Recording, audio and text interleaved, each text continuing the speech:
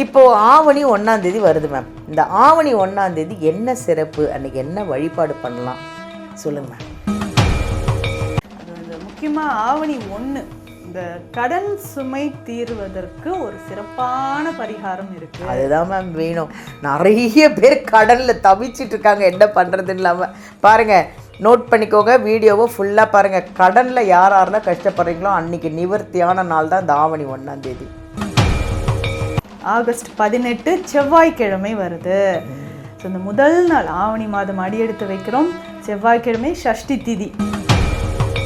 ஆவணி 1ஆம் நாள் இதை ஸ்டார்ட் பண்ணுங்க. கடன் சுமை எல்லாமே தீரும். அதுவும் செவ்வாய்க்கிழமை வருது, தவற விடாதீங்க. ஏன்னா கடன் தீர்ந்துச்சுனாவே பாதி மன உளைச்சல் குறையும். ஆமாம். எல்லாருக்கும் வணக்கம். This is Balambika, Chennai Adambakkam Deekshalayam Siddha health கேர்லேருந்து தாங்க பேசிகிட்டு இருக்கேன். அதாவது நான் அதுதான் இந்த வீடியோவில் சொல்கிறது எல்லாருக்குமே அதுதான். இங்கே வர்ற பேஷண்ட்டுக்காக ₹1 காயின் எடுத்து முடிஞ்சு வைப்பாங்க. எங்கள் நித்யா மேம் வந்து ஸ்பெஷலி அதாங்க, வந்தாங்கன்னா நல்லாயி குணமாகி சந்தோஷமாக சீக்கிரமாக அவங்க இங்கேருந்து போயிடணும். அதுதான், இங்கே வந்தாங்கன்னா வந்துகிட்டே இருக்கக்கூடாது. வந்தாங்களா டக்கு டக்கு டக்கு டக்குன்னு குணமாயிடணும் அப்படிங்கிறது தான் எங்கள் மேமோட ஸ்பெஷல். அதுக்கான ஒரு கோவிலையும் உங்களுக்கு சொல்லுவாங்க. நீங்கள் ட்ரீட்மெண்ட் எடுக்கும்போதே ஒரு கோயிலுக்கும் போயிட்டு வந்துடுங்க, இந்த பரிகாரத்தை பண்ணிவிடுங்கன்னு சொல்லுவாங்க. ஸோ நீங்கள் மெடிசனும் எடுத்துக்கிட்டு அந்த கோயில் பரிகாரத்தையும் பண்ணிங்கன்னா பூரணமாக குணமாயிடுவீங்க இங்கே. அதுதான் ஸ்பெஷல். அதுக்காக தான் நிறைய பேர் இங்கே வந்து பார்த்துட்டு போகிறாங்க எங்கள் மேமை. இன்றைக்கி அந்த மாதிரி ஒரு அருமையான ஒரு விஷயத்தை பற்றி பேச போகிறோம். என்னென்னா, ஆடி மாதம் எப்படி போச்சுன்னே தெரிலங்க, அவ்வளோ அழகாக போச்சு. ஒரு ஆடி மாதத்துலேயும் ஒரு விசேஷத்தையும் எங்கள் மேம் அவ்வளோ அழகாக பரிகாரம், மருத்துவம், ஆன்மீகம்னு எல்லாமே சொன்னாங்க. அவ்வளோ கமெண்ட்ஸ் உங்கள்கிட்டேருந்து அவ்வளோ கமெண்ட்ஸ் வந்திருக்கு. ஸோ சிறப்பாக ஆடி மாதத்தை முடிஞ்சு ஆவணிக்கு வந்துட்டோம். ஸோ ஆவணி 1ஆம் தேதி அன்னைக்கு என்ன சிறப்பு, உங்களுக்கு என்ன வழிபாடு, என்ன பண்ணலாம், என்ன மருத்துவம், என்ன ஆன்மீகம் தெரிஞ்சுக்கலாமா? ஆவணி மாதத்தில் அடி எடுத்து வச்சிட்டோம். ஆடி போனால் ஆவணி வந்தால் டாப்புன்னு சொல்கிறாங்கல்ல.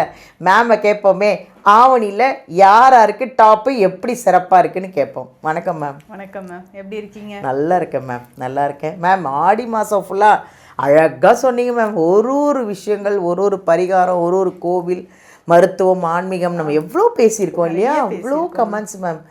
இப்போது ஆவணி 1ஆம் தேதி வருது மேம். இந்த ஆவணி 1ஆம் தேதி என்ன சிறப்பு, அன்றைக்கி என்ன வழிபாடு பண்ணலாம் சொல்லுங்கள் மேம்.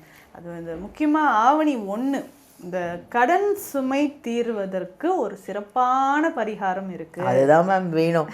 நிறைய பேர் கடனில் தவிச்சிட்டு இருக்காங்க, என்ன பண்ணுறதுன்னு இல்லாமல். பாருங்கள், நோட் பண்ணிக்கோங்க, வீடியோவை ஃபுல்லாக பாருங்கள். கடனில் யாரெல்லாம் கஷ்டப்படுறீங்களோ அன்றைக்கி நிவர்த்தியான நாள் தான் இந்த ஆவணி 1ஆம் தேதி. கரெக்டு தானே மேம்? Correct ma'am. ஆவணி 1 ஆகஸ்ட் 18 செவ்வாய்க்கிழமை வருது. ஸோ இந்த முதல் நாள் ஆவணி மாதம் அடியெடுத்து வைக்கிறோம். செவ்வாய்க்கிழமை சஷ்டி திதி. முருகப்பெருமானை வேண்டிட்டு நம்ம வந்து இந்த மாதம் தொடங்குறோம். சஷ்டி திதி. ஸோ இதற்கு நம்ம கடன் இருக்கிறவங்க முருகப்பெருமானை வேண்ட போகிறோம். ஸோ முருகர்கிட்ட நல்லா நம்ம வேண்ட போகிறோம். எப்படி நம்ம வேண்டுறது, இந்த கடன் எல்லாம் கரைஞ்சி போகிறதுக்கான ஒரு சிறப்பான ஒரு பூஜை முறை, பரிகார முறை எல்லாமே நம்ம பார்க்கலாம்.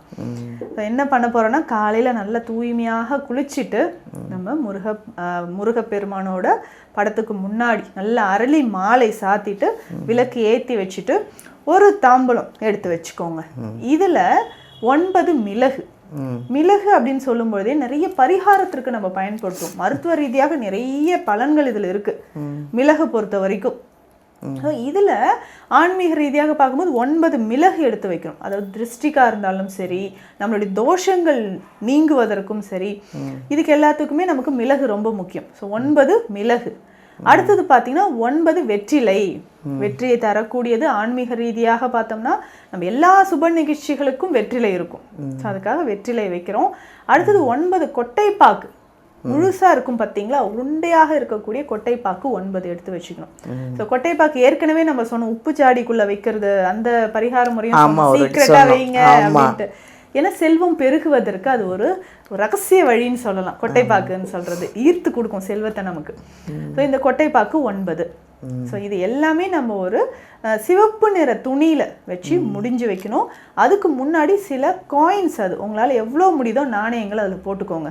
இப்போது கடன் எவ்வளோ இருக்கோ அந்த எண்ணிக்கையில் வர மாதிரியான நாணயங்கள், காயின்ஸ் அதில் போட்டு முடிச்சு வச்சுருங்க. முடிச்சு வச்சுட்டு முருகப்பெருமானுக்கு முன்னாடி நல்ல மனமுருக வேண்டிட்டு ஓம் சரவண பவ அப்படின்னு 108 முறை நம்ம சொல்ல போறோம். அந்த முடிச்சு வச்சிருக்கோம் இல்லைங்களா, அந்த முடிச்சு மேல கைய வச்சுட்டு ஓம் சரவண பவ ஓம் சரவண பவ 108 முறை சொல்லணும். இல்ல நீங்க கந்த சஷ்டி கவசம் படிக்கிறீங்கனாலும் தாராளமா படிக்கலாம். இந்த மாதிரி நம்ம ஒரு ஃபர்ஸ்ட் ஆவணி முதல் நாள் செவ்வாய்க்கிழமை சஷ்டி திதி அன்னைக்கு இது நம்ம செஞ்சு இந்த முடிச்ச எடுத்து நம்ம பூஜை அறையிலே வச்சிடலாம் தனியா. இப்படி 9 வாரங்கள் நம்ம செஞ்சுக்கிட்டே வரணும். ஸோ 9 வாரங்களும் இதே மாதிரி தான். நம்ம 9 மிளகு 9 வெற்றிலை 9 கொட்டைப்பாக்கு வச்சு துணியில வச்சு முடிச்சுட்டு இதே நம்ம வந்து முருகரை நல்ல ஓம் சரவண பவ சொல்லிட்டு கந்தசஷ்டி கவசம் பாடிட்டு இதே மாதிரி 9 முடிச்சுகள் சேர்ந்த பிறகு அது என்றைக்கு வேணாலும் கொண்டு போய் ஓடக்கூடிய நீர்நிலையில இது போடணும். நீர்நிலையில போடும்போது என்னைக்கு வேணாலும் போடலாம். இந்த நாள் அப்படின்லாம் டைம் இல்லை. நம்ம நல்லா வேண்டிட்டு எப்படி இதை தண்ணியோடு போதும் அதே மாதிரி நம்ம கடனும் தீரணும் அப்படின்னு நல்லா வேண்டிக்கிட்டு இதை நீர்நிலையில போட்டுருங்க. ஸோ இதில் இருக்கக்கூடிய காயின்ஸ் எடுத்துட்டு நம்ம கோயில்லையும் போட்டுடலாம். இல்லைன்னா கோயிலுக்கான ஏதாவது பொருட்கள் வாங்கி கொடுக்கணுன்னாலும் அதற்காக நம்ம செலவு பண்ணிக்கலாம். ஸோ இப்படி நம்ம செய்யக்கூடிய ஆவணி 1ஆம் நாள் இதை ஸ்டார்ட் பண்ணுங்க. கடன் சுமை எல்லாமே தீரும். அதுவும் செவ்வாய்க்கிழமை வருது, தவற விடாதீங்க. ஏன்னா கடன் தீர்ந்துச்சுனாவே பாதி மன உளைச்சல் குறையும். எல்லாருக்குமே கடன் இருக்கும், இல்லாதவங்களே கிடையாது. அவங்களுக்கு ஏற்ற மாதிரியான ஒரு விஷயம் இருக்கும். அது நல்ல விஷயத்துக்கு தான் நம்ம பெரும்பாலும் உழைச்சிக்கிட்டு இருக்கோம் இல்லையா. சீக்கிரம் நமக்கு சரியாகணும். அதே மாதிரி முருகப்பெருமான் வந்து உடல்ல இருக்கக்கூடிய பல பிணிகளை தீர்க்கக்கூடியவர்.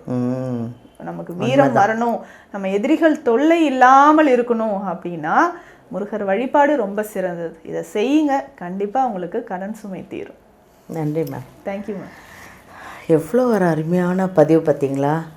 1ஆம் தேதியே கடன் அடைகிற மாதிரி ஒரு நாள் வருதுன்னா அதை விட வேறு என்னங்க வேணும் நம்மளுக்கு. ஆடி முடியுது, ஆவணி 1லேருந்து யாரெல்லாம் கடன் வாங்கியிருக்கீங்களோ அத்தனை கடையும் அடைஞ்சிடுச்சுன்னே நினச்சிக்கோங்க.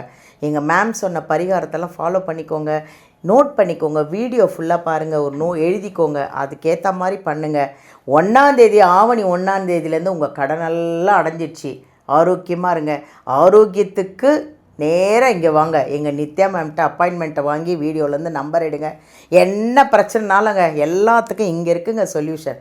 வாங்க, தைரியமாக இருங்க, ஹாப்பியாக இருங்க. நன்றி.